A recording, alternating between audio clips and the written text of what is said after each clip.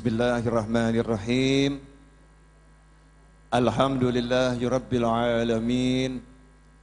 Allahumma salli wa sallim ala sayyidina Muhammadin miftahi babi rahmatillah adada ma fi ilmillah, salatan wa salaman daimaini bidawami mulkillah wa ala alihi wa sahbihi. Allahumma salli ala sayyidina Muhammadin salatan taftahu biha lana futuhal arifin wa tufaqihuna biha fid din wa ala alihi wa sahbihi. Assalamualaikum warahmatullahi wabarakatuh. Alhamdulillah, malam yang mulia ini Allah Ta'ala pertemukan kita semua sehat walafiat. Mudah-mudahan yang sakit jadi sehat, yang sehat gak kena penyakit, semuanya mendapatkan kemuliaan dunia hingga akhirah. Amin Allahumma amin. Ikhwani rahimakumullah, tentunya sudah sangat banyak nasihat yang tadi disampaikan. Dari mulai pembacaan maulid, kemudian ceramah demi ceramah setelah maulid. Sangat banyak nasihat. Saya cuman mau ambil satu kisah. Mudah-mudahan kisah yang mau saya sampaikan ini membawa barokah. Ya, mudah-mudahan bawa barokah. Kenapa kisah ini saya sampaikan?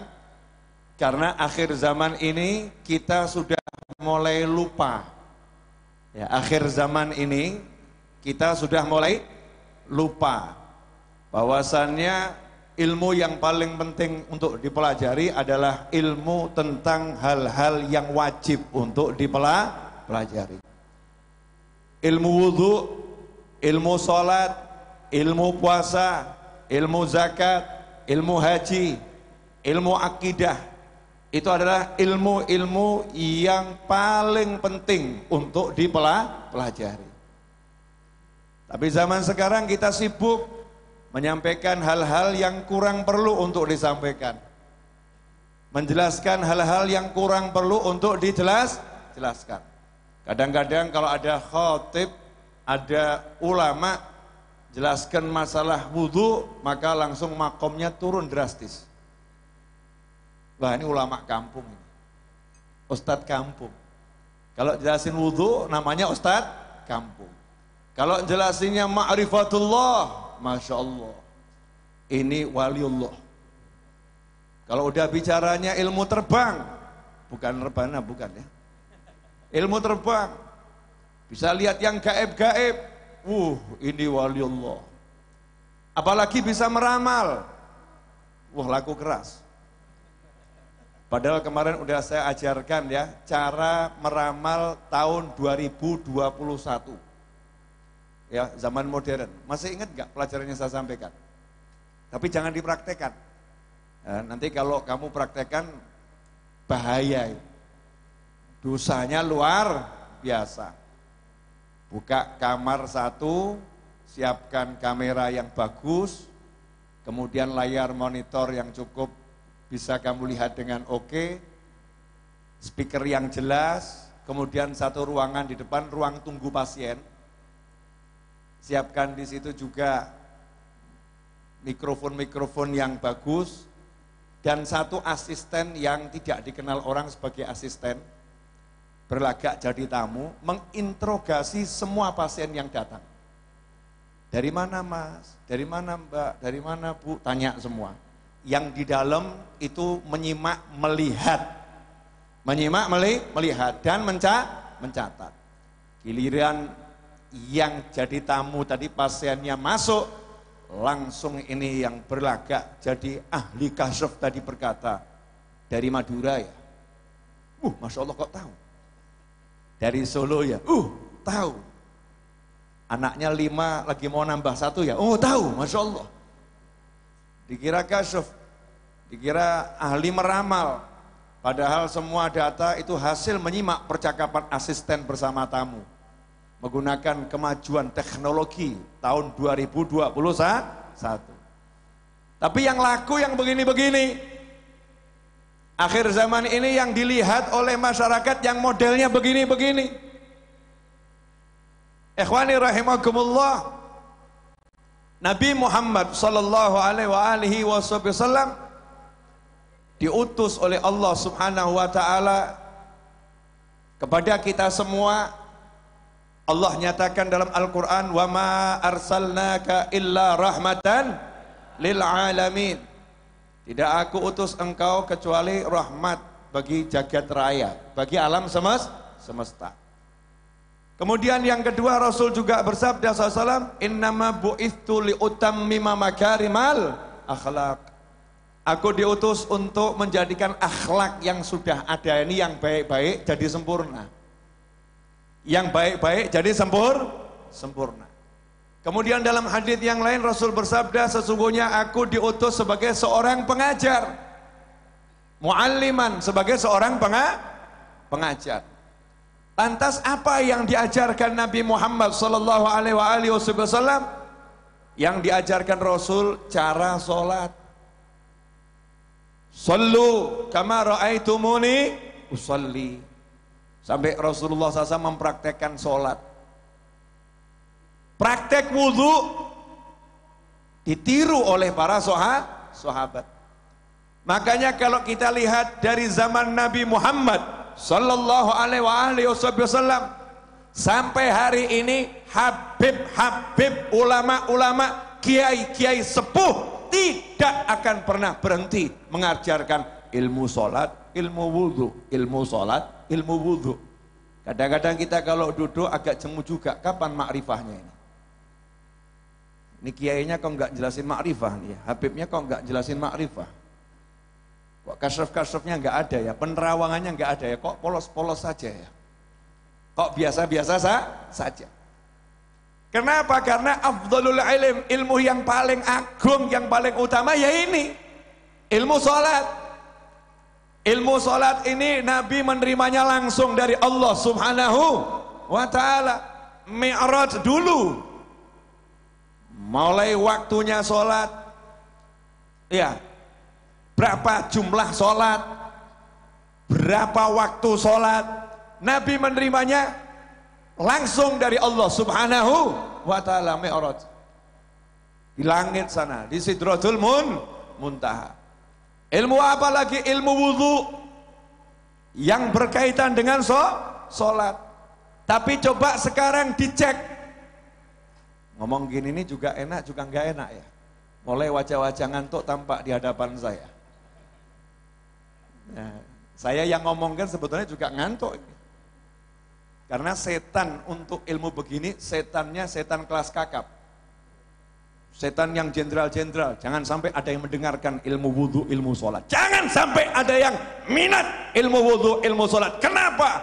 Kata iblis, kata syaitan, karena kalau sampai umat Nabi Muhammad sallallahu alaihi wasallam mereka belajar ilmu wudhu, mereka belajar ilmu sholat, celaka kita. Kenapa? Begitu sholatnya bagus, dosanya antara dua sholat diampuni oleh Allah Ta'ala. Capek kerja kita nih, capek-capek kerja, jurumusin manusia. Giliran zuhur datang, dosa dari subuh sampai zuhur dihapus sama Allah Ta'ala. Kalau sholatnya bagus. Nanti kalau wudhunya bagus, wajahnya jadi bercahaya. Nanti kalau sholatnya bagus di alam kubur, langsung bebas dari interogasi malaikat. Sholatnya bagaimana? Bagus. Dah selesai, jangan diurus VVIP. Sholatnya bagaimana? Jelek. Sortir dulu nih, masuk kelompok wajib interogasi lebih lanjut.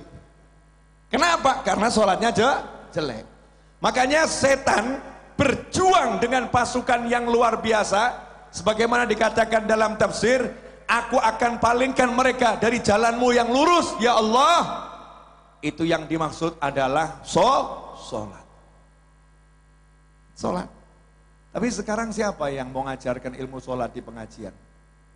Yang membatalkan sholat, rukunnya sholat, yang membatalkan wudhu, rukunnya wudhu.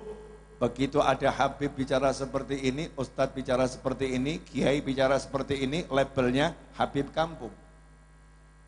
Ustadz kampung, kiai kampung, muallim, muallim, dah levelnya bawah, nggak high class. Bukan yang levelnya luar biasa. Kita pun dengernya males. Padahal kalau kita buka sejarahnya para ulama besar itu yang menjadi karya utamanya adalah menjelaskan ilmu sholat, menjelaskan ilmu wudhu, menjelaskan ilmu puasa, menjelaskan ilmu zakat, menjelaskan ilmu tauhid, akidah ahlus sunnah wal jamaah. Contoh, saya nggak akan bicara lama-lama, janji loh ya. Enggak, karena saya sudah termasuk bagian paling akhir, walaupun bukan yang terakhir. Ya, begini, ingat cucu Nabi Muhammad SAW, Sayyidina Hasan dan Husain radhiyallahu ta'ala anhumah, buah hati Nabi Muhammad SAW. Anak yang kesenangannya naik punggung Nabi Muhammad SAW. Rasul jadi kendaraan, cucunya naik di atas punggung beliau SAW. Kakek yang kesenangannya punggungnya dinaikin cucunya Nabi Muhammad SAW. Pergi dari safar jauh-jauh, Nabi SAW gak cari istrinya dulu. Beda dengan bapak-bapak, dari luar kota capek-capek yang dicari istrinya dulu. Nabi Muhammad SAW capek dari luar kota, nggak cari istrinya dulu, nggak minta dipijitin sama istrinya, enggak.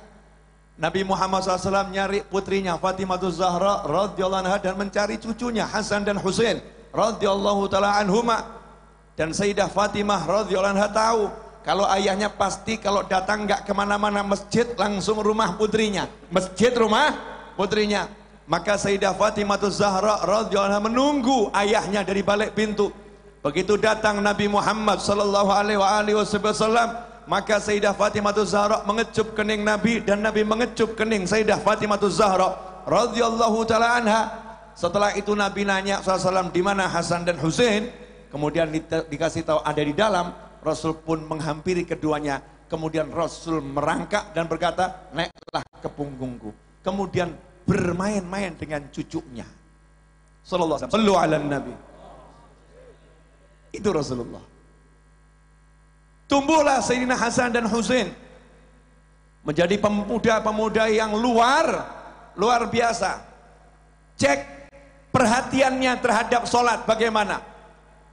Beliau diceritakan Sayyidina Hasan ketika akan sholat wudhu. Lah ketika wudhu dilihat wajahnya pucat pasi. Wajahnya pucat pasi. Seperti orang yang kehabisan darah, yang darah rendah, darahnya mau habis, mau pingsan. Maka ditanya oleh seseorang, wahai cucu Nabi, kenapa wajahmu seperti ini? Maka beliau menjawab, kamu tahu enggak, sebentar lagi aku mau menghadap siapa? Sebentar lagi aku mau menghadap siapa? Jadi wudhu itu udah khusyuk. Wudhu sudah khusyuk, sementara kita enggak khusyuk sejak wudhu. Ya, coba bedanya nih. Cucu Nabi Muhammad SAW sejak wudhu sudah khusyuk. Sementara kita sejak wudhu sudah tidak khusyuk. Apalagi sholatnya. Wudhunya aja udah gak khusyuk. Makanya Al-Habib Ali bin Muhammad bin Husain Al-Habsyi, eyangnya Habib Muhammad bin Husain Al-Habsyi yang duduk di bawah ini, eyangnya beliau, Sahibul Maulid Simtud Durar, Mu'allif Simtud Durar mengatakan, siapa yang pengen khusyuk sholatnya, khusyuk wudhunya. Kalau wudhunya khusyuk, sholatnya akan khusyuk. Kalau wudhunya enggak khusyuk, sholatnya enggak akan khusyuk. Sederhana. Orang sekarang ilmu khusyuk, Masya Allah, luar biasa. Ilmu wudhu enggak diajarin, ya enggak khusyuk-khusyuk, enggak akan khusyuk. Nah ceritanya di sini. Tadi itu muqaddimah. Boleh kan pakai muqaddimah? Ceritanya ini gini loh, cucu Nabi itu perhatiannya sama sholat luar biasa. Sayyidina Hasan dan Husain radhiyallahu ta'ala anhuma masih kecil. Lihat ada bapak-bapak setengah kakek-kakek. Kan hobinya ke masjid ini cucu Nabi. Dari kecil kan mainnya di masjid.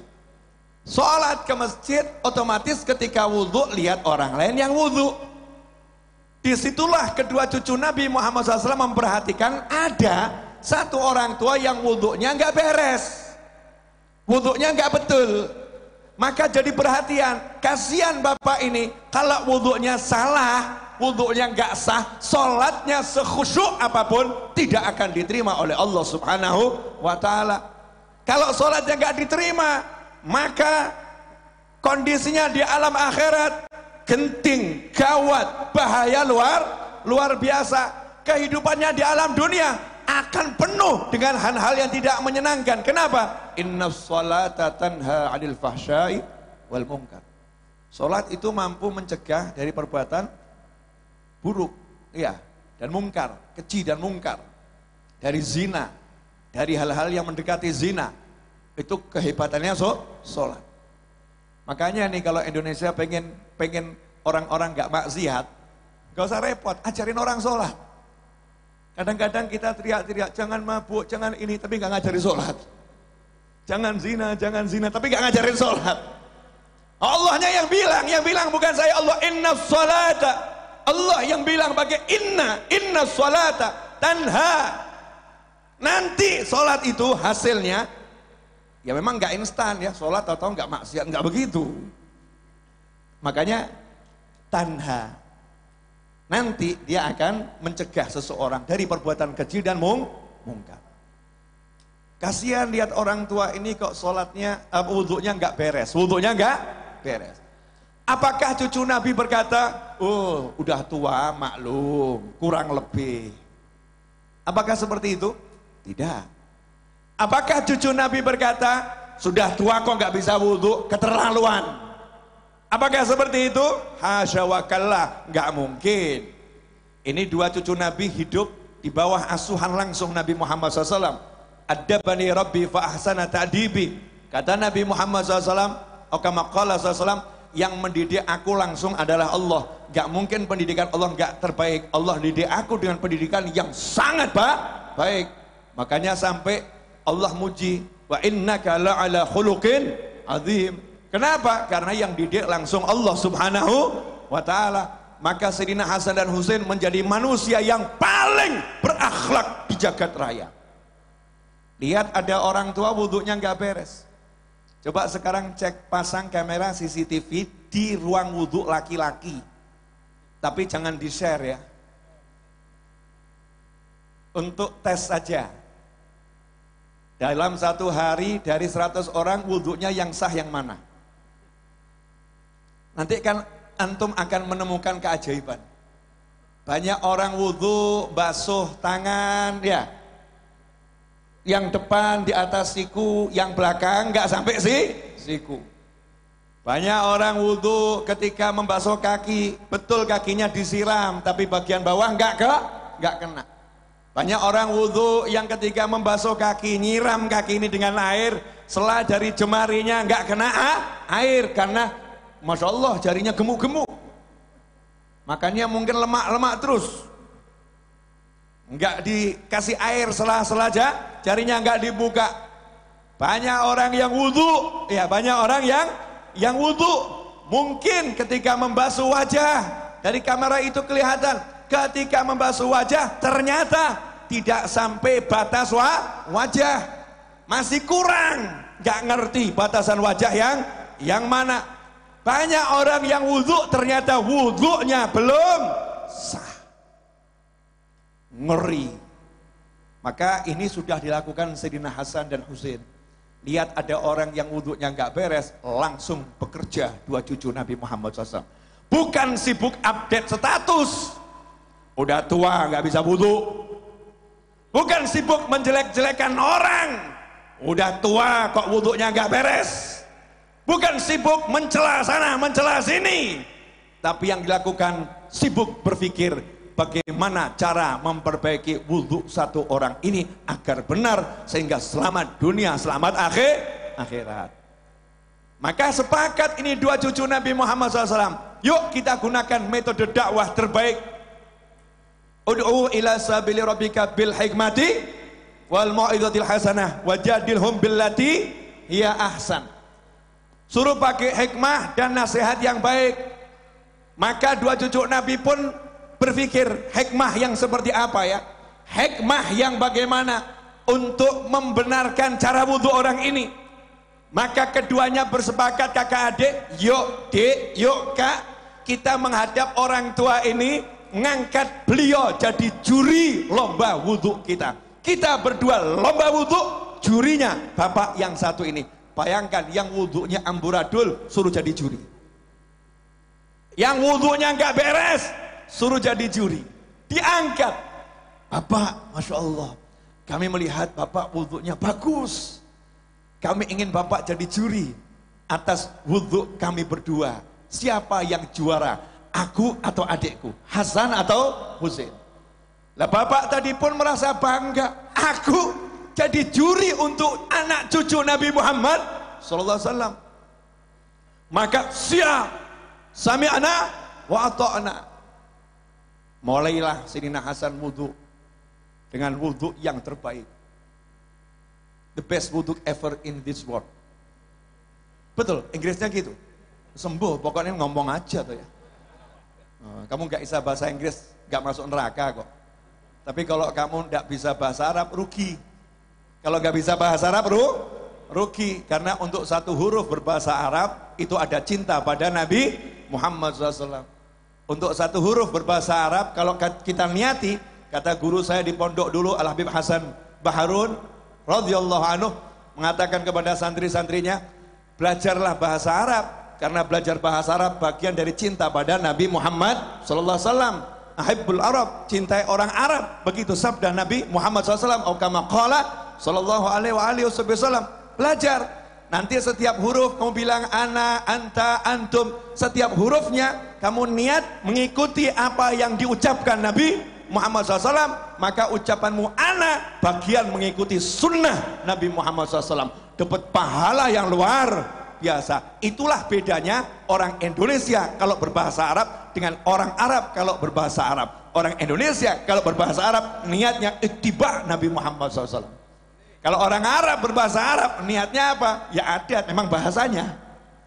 Ya memang bahasanya. Kalau kita itu berubah menjadi ibadah. Begitu kata guru saya nggak ngurus kata orang lain. Orang lain punya pendapat beda, silahkan. Mulailah wudhu dengan wudhu yang terbaik. Subhanallah, giliran Sayyidina Husain wudhu yang terbaik.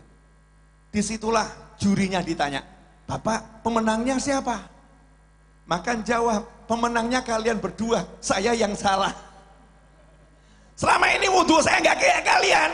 Gak mungkin wudhu kalian salah, gak mungkin. Yang ngajari langsung Nabi Muhammad SAW, yang ngajari Fatimah Zahra, yang ngajarin Ali bin Abi Thalib. Gak mungkin wudhu kalian salah.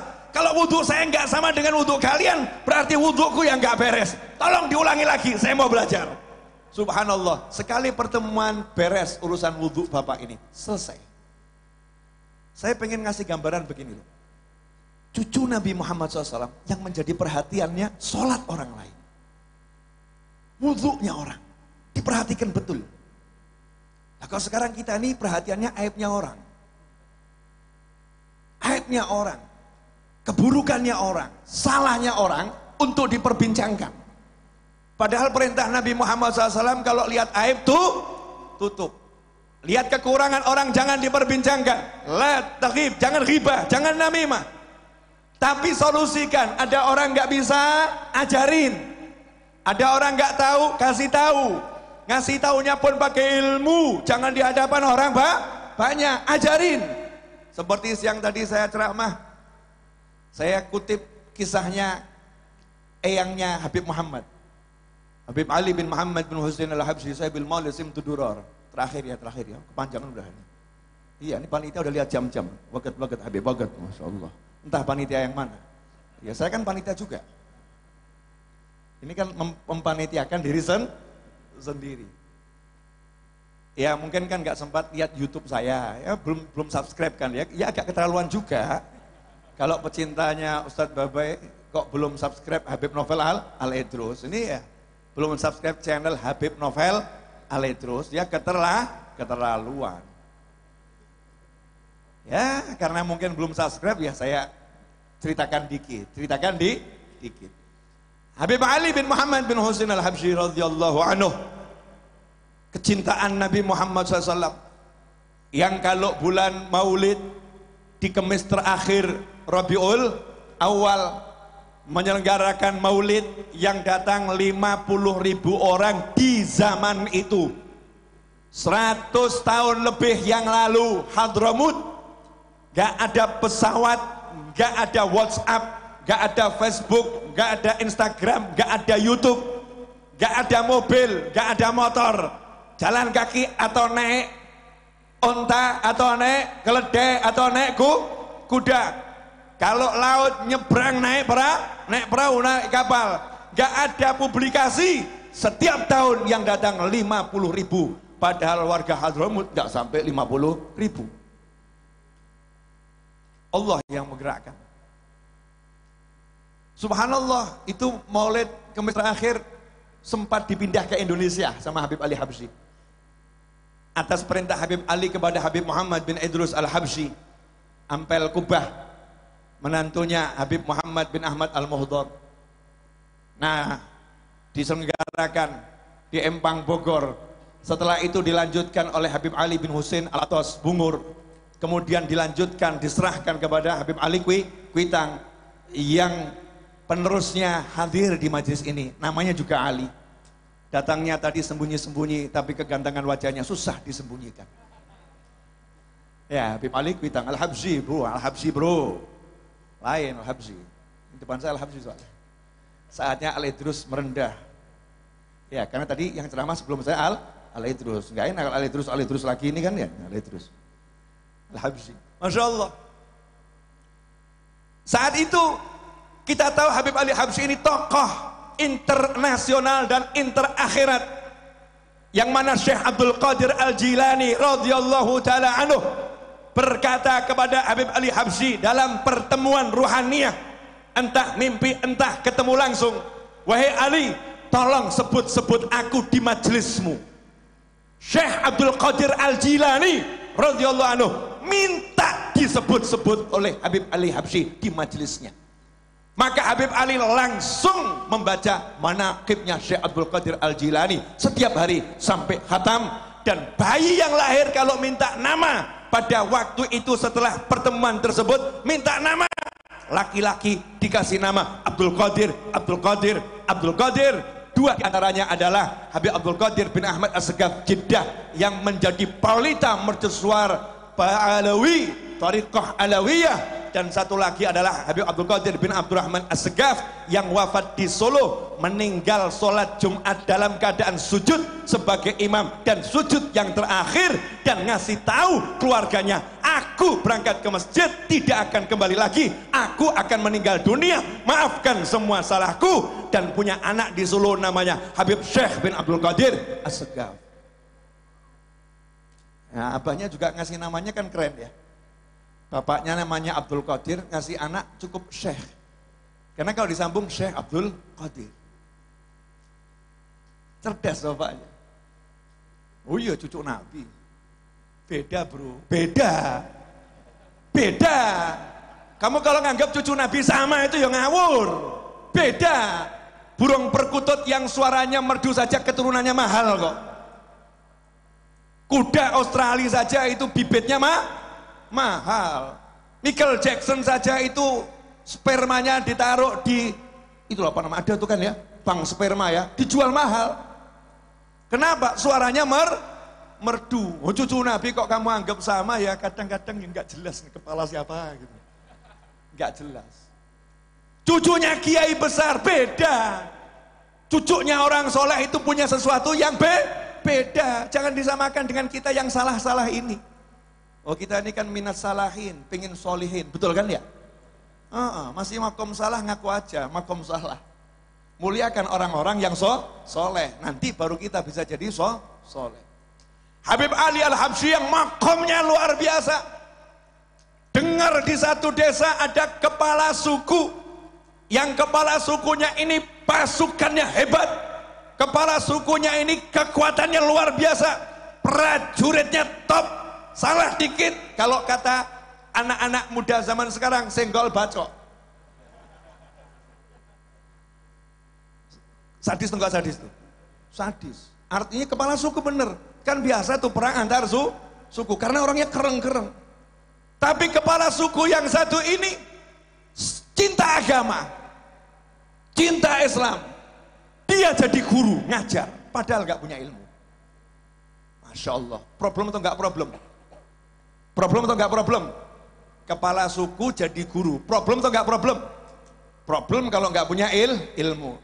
Tapi kan niatnya baik, senengnya ilmu, Masya Allah. Daripada kamu jelas ahli ilmu, nggak suka ilmu.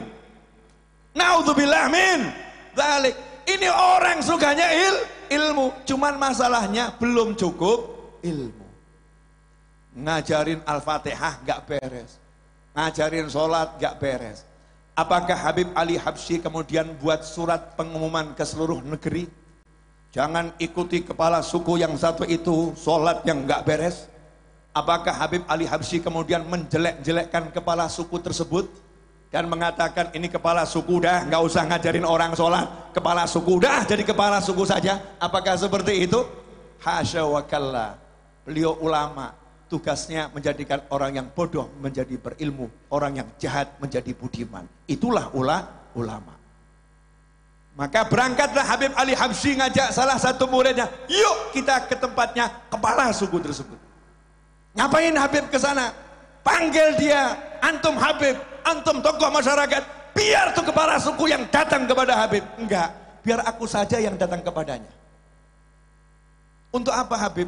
Saya mau ngajarin dia, tapi harus pakai metode. Metodenya saya mau berguru sama dia. Habib Ali Habsyi, yang hallnya saja di Solo setelah 100 tahun lebih yang datang segitu. Mau capek-capek datangi kepala suku yang gak jelas, didatengin. Kepala sukunya dengar Habib Ali Habsyi mau datang, senangnya luar biasa. Habib Ali Habsyi itu yang viral itu ya, kalau sekarang kan begitu ya. Tokoh masyarakat yang tenar itu ya, yang dikagumi banyak orang itu, yang disegani orang-orang itu. Saya bayangkan kalau Habib Ali Habsyi zaman sekarang punya YouTube, subscribernya berapa itu? Jamaah Maulid Simtud Durar aja di Indonesia kan unlimited jumlahnya, betul kan ya? Masya Allah. Ya, Anda kan agak keterlaluan, mau cucunya di sini nggak subscribe. Ntar lagi naik Beb, subscriber, tenang, aman-aman. Lanjut. Berangkatlah Habib Ali Habsyi, datang kepala suku nyambut dengan senang. Habib Ali Habsyi datang, Habib Ali Habsyi datang, disambut ya dengan adatnya suku tersebut. Maka Habib Ali Habsyi mengatakan, saya datang ke sini ini mau belajar. Nggak mungkin Ali Habsyi mau belajar sama saya. Oh iya, saya dengar kamu ini guru besar. Saya kalau dengar ada guru besar, saya akan cari ilmu. Kalau bahasa kita, Nabi Musa aja cari Nabi Khidir gitu loh ya. Saya harus cari, harus saya datengin ini ulama besar. Beb, saya nggak mau ngajarin Habib, bukan makom saya ngajarin Habib, nggak bisa. Kamu pengajar harus ngajarin saya. Deal Beb, gini saja Beb, Habib ngajarin saya, nanti saya ngajarin Habib. Deal. Maka mulailah saat itu kepala sukunya diminta oleh Habib Ali Habsyi untuk ngajarin surat Al-Fatihah. Ajarin saya dulu, kata Habib Ali Habsyi. Ajarin saya baca surat Al-Fatihah, nanti baru saya akan mengeluarkan ilmu yang saya peroleh dari guru-guru saya, surat Al-Fatihah. Siap Beb, seneng nih kepala sukunya. Kenapa? Enggak dihina, enggak dicaci, enggak dimaki, enggak direndahkan, enggak dirusak namanya, enggak dijatuhkan, tapi diangkat. Hakadha tariqah alawiyah. Inilah tariqah alawiyah, tidak menjatuhkan tapi memuliakan, tidak menghinakan tetapi menjadikan orang yang hina menjadi bertabat tinggi di sisi Allah Ta'ala. Subhanallah. Mulailah kepala sukunya baca Al-Fatihah, dari awal sampai akhir gak ada yang benar. Dari awal sampai akhir gak ada yang benar. Habib Ali Habsyi kemudian ditanya, gimana Habib? Gimana Al-Fatihah saya? Gimana? Gimana Al-Fatihah saya? Jawabannya apa gini? Ngawur kabeh ya. Samburadul. Aduh, ini murid yang udah kamu ajarin berapa? Neraka semua itu. Apa begitu? Enggak. Beliau berkata, Fatihahmu bagus. Cakep, luar biasa. Cuman ada beberapa titik ini kalau kamu tekan dikit akan jadi lebih bagus. Yang mana, Beb? Itu coba awal tadi basmalahnya. Bismillahirrahmanirrahim. Nah itu tuh roknya tekenin dikit. Bismillahirrahmanirrahim. Tasdidnya hidupkan. Nah itu terus ya-nya itu panjang kan. Jangan Bismillahirrahmanirrahim. Jangan. Bismillahirrahmanirrahim. Ya-nya hidupkan. Gitu Beb. Iya, coba saya baca ya Beb. Oh iya. Masya Allah, sekali duduk Al-Fatihah khatam. Sehingga itu kepala suku, satu-satunya kepala suku yang khatam Al-Fatihah sama Habib Ali Habsyi. Antum semua kalah bro. Sorry. Ini kepala suku langsung jadi muridnya Habib Ali Habsyi. Belajar sholat, belajar wudhu, belajar Al-Fatihah. Sekali kunjungan pulang, subhanallah. Kepala suku tadi jadi guru besar urusan wudhu dan sholat. Seluruh daerah yang ada di situ, sholatnya yang tadinya susah dijangkau oleh ulama karena suku-suku yang keras, susah dijangkau oleh ustadz-ustadz, akhirnya dijangkau Habib Ali Habsyi karena mau merendahkan diri di hadapan kepala suku yang salah ajarannya. Didandani, akhirnya beres semuanya. Ilmu apa? Ilmu sholat. Ilmu sholat, ngaji, Al-Fatihah. Ikhwani rahimakumullah, jujur. Kapan terakhir belajar sholat? Ayo jujur loh, ngadek aku. Tong sesemali. Ya ini kalau berdiri kan tanda-tanda mau berhenti. Jangan bahagia dulu. Wah ini Habibnya mau tambah panjang. Enggak, ini mau lari ke sana. Kan harus berdiri dulu. Udah kamera udah bagus, udah cakep, nggak kepotong atas. Iya, jangan macam-macam, ini masuk internasional. Nah ya itu udah, itu masih kepotong, tuh kurang naik dikit. Nah, ya saya kan biasa pengarah kamera. Oh iya saya punya studio juga. Cakep. Ya. Oh hilang, sini berarti ya. Iya, tidak sudutnya situ biar pas. Oke, udah pas semua? Udah. Nanti kalau wajah saya kurang seger, disegerkan dikit ya. Ya kasih perubahan warna dikit biar cakep. Alhamdulillah. Ikhwani rahimakumullah. Ini dulu ilmu yang diwasiatkan Habib sama anak cucunya. Ilmu sholat. Apa yang terakhir kali disampaikan Nabi Muhammad SAW ketika ruhnya akan keluar? As-sholah. Sholat. Sekarang ini kok ilmu sholat gak dipelajari, gak diajarkan. Masya Allah, kita anggap ilmu kecil. Saya mau nanya boleh? Kalau misalnya ada peraturan begini, siapa sholatnya bagus, masuk bandara, tidak perlu bayar tiket, langsung dapat kelas VVIP, dan nanti dapat kursi yang terbaik. Belajar sholat nggak? Pengen terbang ke luar negeri, keluar pulau, atau keluar kota? Ada tambahan informasi di bandara, siapa yang sholatnya bagus, dapat pelayanan VVIP, nggak perlu bergerak, tapi digerakkan. Paham maksudnya enggak? Biar mesin yang bekerja, duduk sudah semua kendaraan dan lain sebagainya, lengkap. Tuh loh, bedakan kalau alih terus yang datang. Allahumma sholli alaihi. Lain tuh, kalau alih terus bicara tuh alih terus juga datang nanti. Masya Allah. Ini lengkap nih, alih terus kumpul nih. Allahumma sholli alaihi. Allahumma sholli wa sallim alaihi. Syair dan pantunnya udah lama tak kita dengarkan saudara-saudara. Sholat, ilmu sholat. Makanya nanti pulang dari sini cek sholat kita. Kenapa? Ini urusannya bukan masalah dapat pelayanan VVIP di bandara, tapi disampaikan oleh Nabi Muhammad sallallahu alaihi wasallam, yang mana Rasul kalau berbicara bukan dari hawa nafsunya, berbicara dari wahyunya Allah Ta'ala, gak mungkin salah, pasti benar, dan itu janji yang pasti akan terpenuhi. Siapa yang sholatnya bagus, nanti di alam kubur pertama kali ditanyakan tuh sholatnya. Siapa yang sholatnya bagus, amalan yang lain gak ditanya. Ajib ya. Jadi puasa kita gak akan ditanya, zakat gak ditanya, haji gak ditanya, zikir gak ditanya, asal sholatnya bagus. Artinya begitu sholatnya bagus, kelas akhiratnya VVIP. Kalau begitu belajar sholat ini penting atau super penting? Tolong dijawab jujur di hati masing-masing. Kapan terakhir kali ngecek sholat anak kita?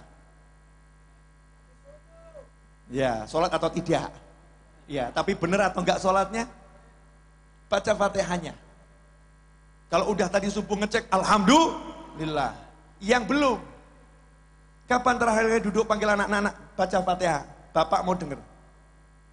Istri panggil, baca Fatihah, aku mau dengar, baca Fatihahmu. Kenapa? Jangan nanti aku mau masuk surga, kamu eret-eret.